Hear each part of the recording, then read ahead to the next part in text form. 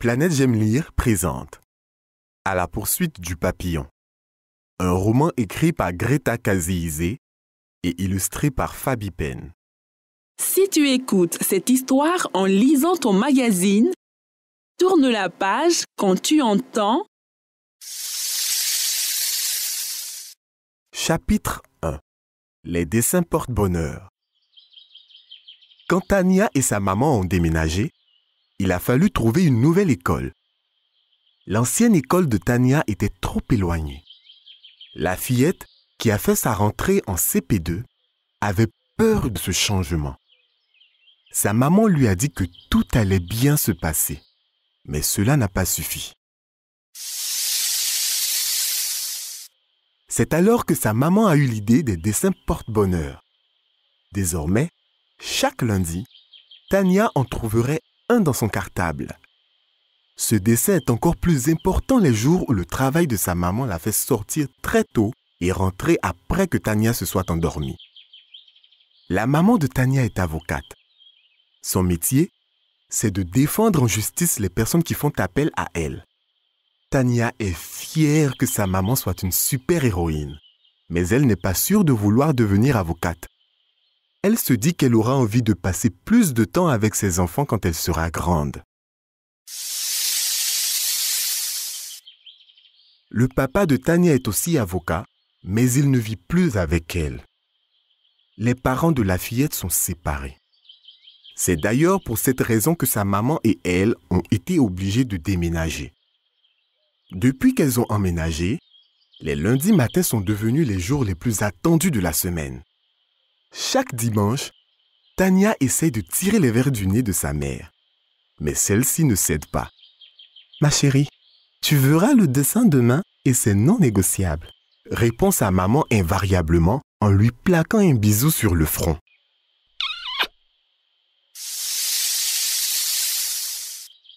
Ce lundi matin, dès qu'elle est prête, Tania sprint jusqu'à son cartable pour voir le dessin de la semaine. Tania trouve le plus joli papillon qu'elle n'ait jamais vu dissimulé dans la poche avant. Il est orange et rouge avec des taches bleues et vertes dont la forme rappelle celle de gouttes d'eau. Tania a hâte de montrer ce dessin à son voisin qui est aussi son meilleur ami depuis qu'elle est dans sa nouvelle école. Chapitre 2. Dans la cour de récréation. Tania n'aime pas montrer les dessins de sa maman au reste de la classe. Elle ne veut surtout pas prendre le risque que les autres élèves abîment ses dessins puisqu'ils ne font même pas attention à leurs propres affaires. Une fois à l'école, Tania regagne rapidement sa place, sort le dessin de son cartable et le montre discrètement à son voisin taquin, Axel. Mais très vite, les deux têtes baissées attirent des curieux et toute la classe se retrouve rassemblée autour de Tania et de son voisin. Les élèves arrachent le dessin à Tania et se le passent de main en main. Il est en train d'arriver précisément ce que Tania craignait.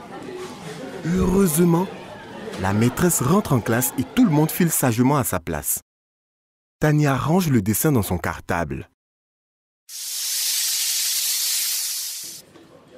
Lorsque l'heure de la récréation sonne, Axel plonge brusquement la main dans le cartable de Tania, s'empare du dessin et s'enfuit dans la cour. « Relève-moi » s'écrie Tania en s'élançant à sa poursuite.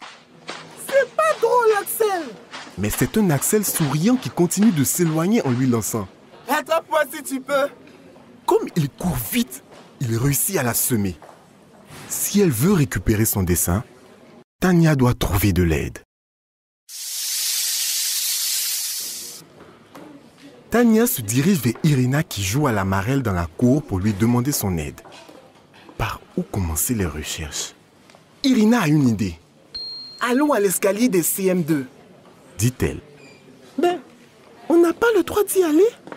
répond Tania. « Tu le sais bien. » Irina renchérit. « Si on se dépêche, personne ne nous verra. Tu ne veux pas récupérer ton dessin. » Tania pense à son dessin, à sa maman et suit Irina. Tout en haut de l'escalier, Elles ont une vue imprenable sur la cour de l'école. Irina avait raison. C'est l'endroit idéal pour retrouver n'importe qui. Soudain, Irina tire sur la manche de Tania. Là-bas, c'est Axel près de la fontaine. Les filles dévalent l'escalier et foncent vers Axel. Arrivée à quelques mètres de lui, Tania l'interpelle. « Rends-moi mon dessin !» Surpris, Axel lâche la feuille qui s'envole dans les airs, tournoie sur elle-même puis atterrit dans la fontaine pleine d'eau. Le papier s'imbibe vite et le dessin est rapidement plus visible. Irina et Axel commencent à se disputer. Mais Tania ne les entend pas, car elle est trop triste. La fin de la récréation sonne. Chapitre 3. Brouille et débrouille. Lorsqu'elle regagne sa place en classe, Tania ne dit pas un mot, regarde droit devant elle et semble bien décidée à ignorer Axel. Son copain tente de lui glisser des bouts de papier, comme d'habitude. Mais Tania ne lit pas les mots qu'il écrit. Axel comprend alors que son amie n'est pas prête de lui pardonner. Après ces tentatives ratées de rabibochage, le garçon réfléchit à une meilleure façon d'obtenir le pardon de Tania.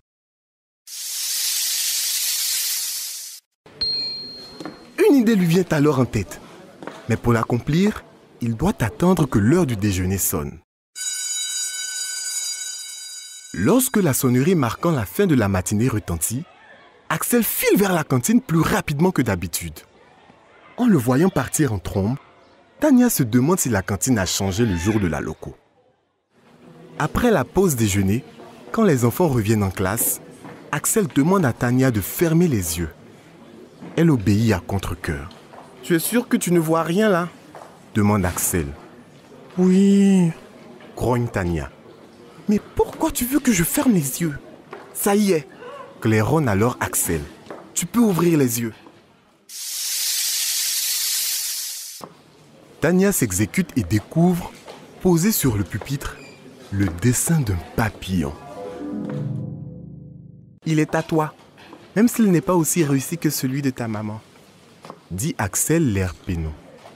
Alors, il lui raconte qu'il est revenu en classe demander de l'aide à la maîtresse après avoir fini son repas à la cantine. Il lui a tout expliqué. La maîtresse, compréhensive, lui a remis des crayons de couleur et du papier. Elle l'a même aidé à faire les taches sur les ailes.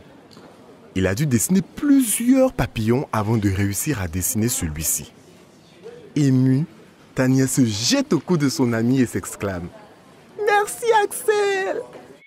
Le soir, dès que sa maman rentre, Tania se précipite pour lui raconter l'aventure du papillon et surtout lui montrer le nouveau dessin. Sa maman rit et conclut qu'elle a désormais un vrai allié, Axel.